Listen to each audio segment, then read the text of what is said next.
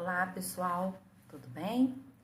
Segundo ano, vamos agora para a aula 2 de História. Antes trabalhamos um pouco sobre registro de aprendizagem e agora a gente vai começar um novo tema que vamos falar sobre Roma, tá? Então vamos lá, unidade 2, tá? A professora vai ler esse texto para vocês, ok? Vamos lá. Uma herança que atravessou os séculos. Você já imaginou como a vida seria se não houvesse regras? Já pensou que confusão e que bagunça? Em uma cidade da antiguidade, localizada na Itália, um povo se deu conta de que precisava de ordem para viver em sociedade. Então, escreveu regras para organizar a vida de sua população. Essa cidade era Roma. Embora outros povos também tenham criado suas regras, as leis escritas pelos romanos se destacaram mais do que as outras. Elas se tornaram referência para muitas sociedades que vieram depois deles. A nossa sociedade é uma delas. Quase 2000 anos depois do fim da civilização romana, suas leis influenciaram muita gente. Nesta unidade, você vai conhecer algumas características da civilização romana e a influência delas em nosso país. Então, pessoal, aqui tem uma imagem que vocês estão olhando, né, quando a professora estiver fazendo a leitura. E era uma bagunça, não tinha regras.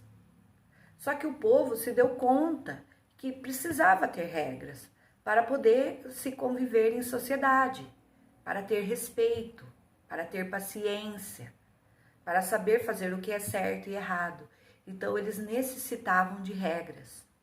E depois que eles atribuíram as regras, eles se tornaram referências para outras cidades. Vamos lá virar a página? Capítulo 3. De simples vila, a maior cidade da antiguidade. Vamos lá. Você já viu imagens ou assistiu filmes sobre a Roma antiga? Como não se impressionar com aqueles edifícios e monumentos? Mas Roma nem sempre foi assim. No início, ela não passava de um agrupamento de algumas cabanas. Os primeiros moradores foram grupos de famílias que emigraram de diversos lugares da Europa. Entre outras atividades, esses grupos praticavam a agricultura, pastoreio e a extração de sal do mar. A localização da cidade, à margens de um rio, permitiu um grande desenvolvimento de comércio. Isso fez Roma crescer, a ponto de se tornar a maior e mais importante cidade da antiguidade. Então, Roma, ela é uma cidade da antiguidade, né, romana.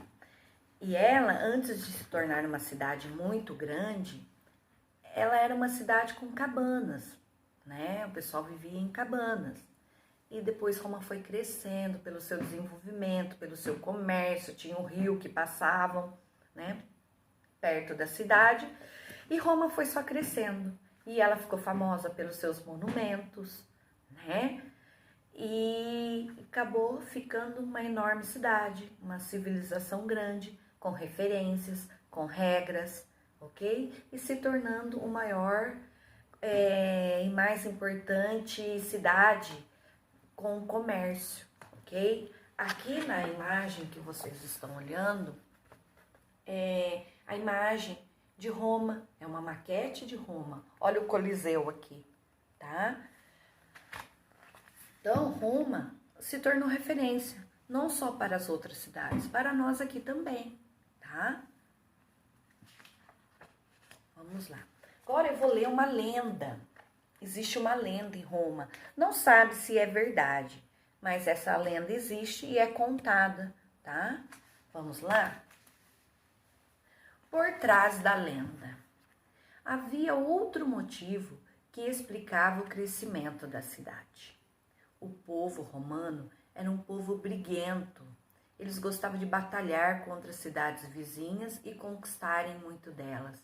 Eles gostavam de fazer duelos, de briga. E com isso, se eles ganhavam, eles pegavam terras. Entendeu? Por isso que era um povo muito briguento. Porque eles não tinham só ambição. Eles gostavam de mostrar que eles tinham poder e eles iam conseguir aquilo que eles queriam. Ok? Mesmo para falar da origem da cidade, contava a história de uma briga. Diziam que 2 bebês irmãos, Rômulo e Remo, foram abandonados em um rio, encontrados por uma loba que os alimentou. Algum tempo depois, um pastor de ovelhas passou a cuidar deles. Quando se tornaram adultos, os irmãos decidiram fundar uma cidade. Eles brigaram e Rômulo matou Remo. Rômulo fundou a cidade e, arrependido, chamou-lhe de Roma, em homenagem ao irmão. Historiadores dizem que isso nunca aconteceu de verdade, mas os romanos contavam essa lenda porque gostavam de uma briga. Só que não dá para resolver tudo desse modo. Quem poderia colocar ordem em Roma? Então aqui tem imagem, né, de uma loba alimentando, né, os 2 irmãos, que antigamente eles contavam essa lenda, que eles foram amamentados por uma loba e criados por um pastor de ovelhas.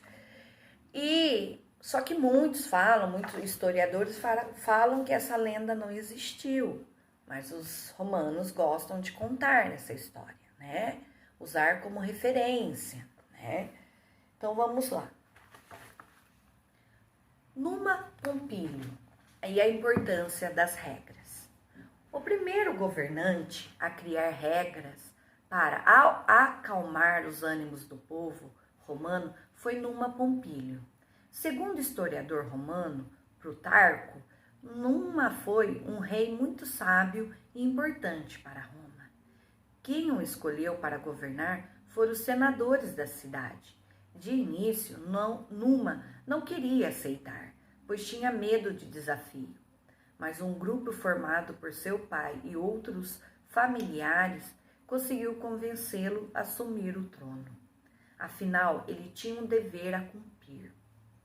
Numa considerava como sua principal missão ensinar lealdade, moderação e limites ao povo de Roma.